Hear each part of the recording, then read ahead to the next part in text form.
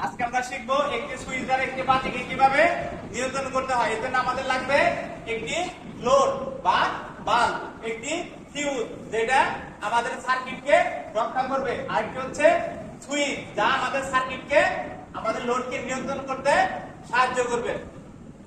সর্বপ্রথম আমরা নিউট্রালটা directly holder বা বাল্বে লাগাই দিব।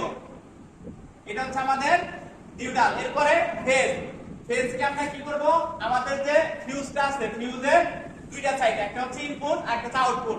আমরা যদি নিচের দিকে ইনপুট করি তাহলে উপরে আউটপুট পাবো, আর যদি উপরে ইনপুট করি তাহলে নিচে আউটপুট করব।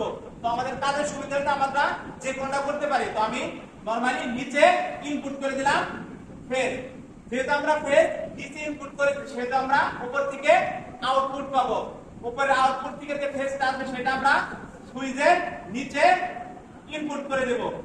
তো আমাদের বরাবর আগের মতনই, আমরা যদি সুইচেরও নিচে ইনপুট করি তাহলে উপরে আউটপুট পাবো, আর যদি উপরে ইনপুট করি তাহলে নিচে আউটপুট পাবো। আমাদের কাজের সুবিধাটা আমরা সবসময় আমরা নিচে ইনপুট করব, আর উপর থেকে যে আউটপুটটা হবে এটা ডাইরেক্ট আমাদের এই হোল্ডারে চলে যাবে। আর এইভাবে হচ্ছে একটা সার্কিটকে আমরা একটি বাতিকে আমরা একটি সুইচ দ্বারা নিয়ন্ত্রণ করতে পারি।